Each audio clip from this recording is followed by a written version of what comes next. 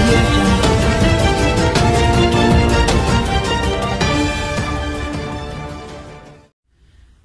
ఇప్పుడే వంగవీటి రాధా గారి press meet మొత్తం చూశాను. చూసిన తర్వాత అలాగే ఫేస్బుక్ లో వచ్చే ఈ ట్రోలింగ్స్ ఇవన్నీ చూసిన తర్వాత వైసీపీ వాళ్ళు చేసే ట్రోల్స్ చేసేవి అవన్నీ చూసిన తర్వాత నాకు ఒక విషయం చెప్పాలనిపించింది. ఏంటంటే రాధా గారు తన 30 నిమిషాల వీడియోలో అంటే తను పెట్టిన ప్రెస్ మీట్ లో ఎక్కడా కూడా టీడీపీ పార్టీలో ఇప్పుడు వెళ్ళి నేను జాయిన్ అవుతున్నా అని చెప్పలేదు. కేవలం తన తండ్రి యొక్క ఆశయాలు నెరవేర్చడం కోసం ఒకవేళ వెళ్లాల్సి వస్తే ఎందులోకైనా వెళ్లాల్సి వస్తే అన్నట్టు మెంటల్ గా ప్రిపేర్ చేసే ప్రయత్నం చేశారు. అంటే ఇండైరెక్ట్ గా టీడీపీ అన్నట్టు మాట్లాడుతున్నారు, కానీ టీడీపీ అని ఇంకా కన్ఫర్మ్ చేయలేదు. సో తొందరపడి ఎవరు అంటే మన జనసేనకు సంబంధించిన వాళ్ళు ఎవరు తొందరపడి ముందుగానే రాధా గారు ఇప్పుడు టీడీపీలో వెళ్తున్నట్టు ఒకవేళ వెళ్తే అఫీషియల్ గా వెళ్తే తన నోట్తో తను ప్రకటన చేస్తే అప్పుడు ఎలా మాట్లాడని తర్వాత ఆలోచించవచ్చు. ఇంకొక విషయం ఏంటంటే ఎవరైనా ఏ పార్టీలోకైనా పోవచ్చు, అది వాళ్ళ ఇష్టం. ఎందుకంటే అది వాళ్ళ వ్యక్తిగత ఇష్టం. వాళ్ళు ఇప్పుడు రంగా గారిని అభిమానించే వాళ్ళు రాధా గారు చెప్పినట్టు అన్ని పార్టీలో ఉండొచ్చు, ఏ పార్టీలో ఉండొచ్చు. అలాగే వారు కూడా ఏ పార్టీకైనా వెళ్ళొచ్చు. అయితే టీడీపీ పార్టీ అనేది కొంత వాళ్ళ తండ్రిని చంపిన పార్టీ అని కొంత నెగిటివ్ గా జనాల్లో అభిప్రాయం ఉండడం వల్ల దానికి వెళ్తే దానివల్ల ఎవరికి నష్టం జరుగుతుంది? రాధాబాబు గారికి నష్టం జరుగుతుంది. ఆ విషయం ఆయనకు కూడా తెలుసు. అందుకే ఆయన ఇంకా పూర్తిగా ధైర్యంగా టీడీపీలోకి వెళ్తున్నా అని కన్ఫర్మ్ చేసే పరిస్థితి లేదు. మీడియా మిత్రులు అడిగిన ప్రశ్నకు కూడా కొంత అసహనాన్ని వ్యక్తం చేశారు. రాధా గారికి కన్ఫర్మ్ చేయనంత వరకు అది అఫీషియల్ గా తను టీడీపీలోకి వెళ్ళినట్టే. కానీ వైసీపీ వాళ్ళు ఎలా ట్రోల్స్ చేస్తున్నారో మనం చూసాం. అలాగే జగన్మోహన్ రెడ్డి గారి అసలు స్వరూపాన్ని కూడా క్లియర్ గా చెప్పారు. అంటే వంగవీటి రాధా గారు లాంటి వ్యక్తినే వాళ్ళు డిక్టేట్ చేసే పరిస్థితి ఉంటే ఇంకా సాధారణ వ్యక్తుల పరిస్థితి ఎలా ఉంటుందో మనం ఒకసారి ఆలోచించుకోవచ్చు. అయితే ఇక్కడ మనం అబ్జర్వ్ చేయాల్సిన విషయం ఏంటంటే వైఎస్ఆర్సీపీలో ఎంత రూడ్ గా అంటే ఎలా ఉంది పరిస్థితి అనేది అదొకటి జనాలకి ఇప్పుడు క్లియర్ గా అర్థమవుతుంది. ఈ విషయం అంటే ఇప్పుడు వైఎస్ఆర్సీపీకి రాధా గారికి మధ్య జరిగింది ప్రెస్ మీట్ మొత్తం. ఒక మాటలో చెప్పాలంటే నేను వైఎస్ఆర్సీపీలో ఉంటే మా తండ్రి గారి ఆశయాలను నెరవేర్చే పరిస్థితి అయితే లేదు, ఇంత దారుణంగా ఉంది పరిస్థితి, కేవలం ఒక విగ్రహ ఆవిష్కరణకు కూడా వెళ్లే పరిస్థితి లేదు అని చెప్పి జగన్మోహన్ రెడ్డి గారి నిజ స్వరూపాన్ని బయటపెట్టారు. ఈ యొక్క విషయాన్ని జనసేన వాళ్ళు బయటకు తీసుకెళ్లి చాలా బాగుంటుంది. రాధాబాబు గారి గురించి తొందరపడి మాట్లాడడం అది దానివల్ల వచ్చే ఉపయోగం ఏం లేదు. ఇంకో విషయం ఏంటంటే ఒకవేళ రాధాబాబు గారు టీడీపీలోకి వెళ్ళినా సరే దానివల్ల మనకు వచ్చే నష్టం ఏం లేదు. ఆయనకే రాజకీయంగా నాకు తెలిసి అయితే నష్టం జరుగుతుంది. కాకపోతే ఆయన ఏం చెప్తున్నట్టు కొంచెం మెచ్యూర్డ్ గా ఆలోచించి అది అయిపోయి చాలా రోజులు జరిగినట్టు ఇండైరెక్ట్ గా ఇప్పుడు ఆ వ్యక్తులు లేరు. అంటే ఫర్ ఎగ్జాంపుల్ ఇప్పుడు కాంగ్రెస్ కమ్యూనిస్ట్ పార్టీ ఒకసారి కలిసింది.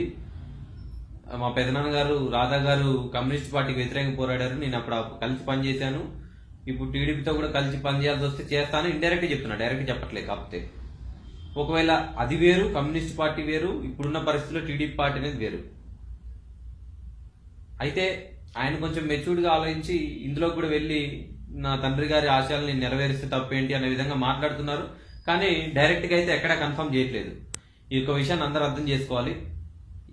ప్రస్తుతానికైతే తను ఏ పార్టీలోకి వెళ్తున్నాడనే విషయం పక్కన పెట్టి వైఎస్ఆర్సీపీలో ఉండే దౌర్భాగ్యమైన పరిస్థితి, అందరు ఎమ్మెల్యేలైనా కన్వీనర్లైనా ఎలా ఉండే పరిస్థితి సాధారణ జనం మొత్తానికి అందరికి అర్థమైంది.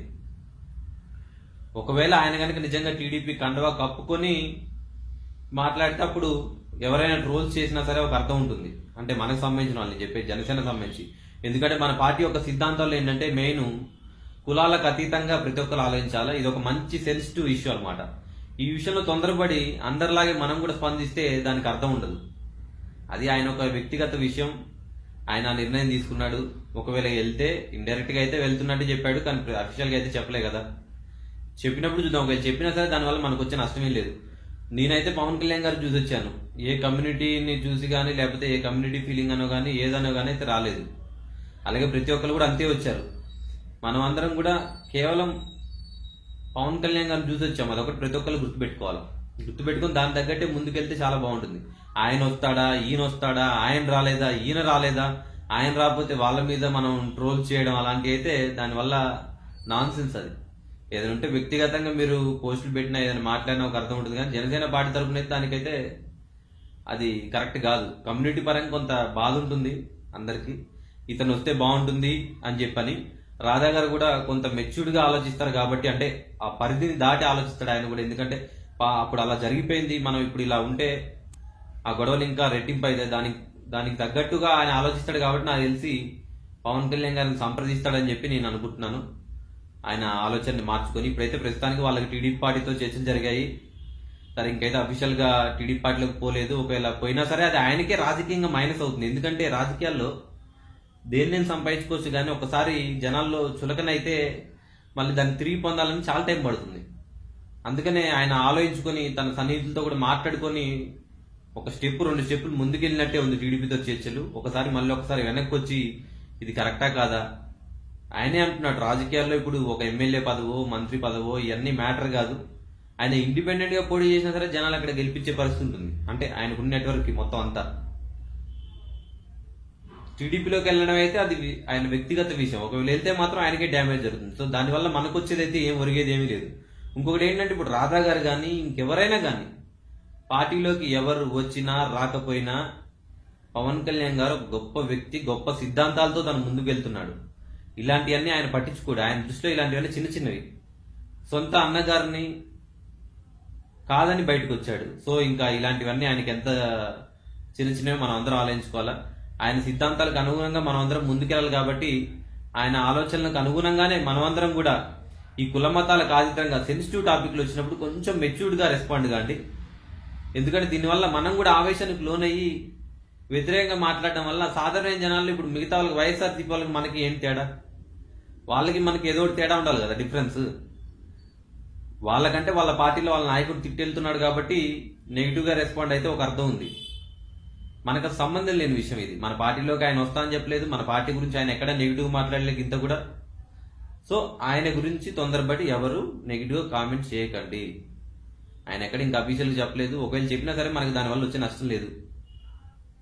ఒకవేళ ఏదైనా నష్టం జరిగితే రాధా గారికే ఉంటుంది. ఎందుకంటే టీడీపీ పార్టీలోకి వెళ్ళిన వాళ్ళు జనాల్లో ఎవరికి ఇష్టం లేనిది ఆ పని చేయడం వల్ల వాళ్ళకు కూడా ఉపయోగం ఉండదు. ఆ విషయం వాళ్ళు కూడా తెలుసుకుంటారు. సరే, అది వాళ్ళ వ్యక్తిగత విషయం. మన జనసేన వల్ల అయితే మన పార్టీ ఇలాంటి విషయాల్లో కొంత మెచ్యూర్డ్ గా ఆలోచిస్తే బాగుంటుందని నా ఒపీనియన్. జై జనసేన, జై హింద్. ఏంటండి, వీడియో నచ్చిందా?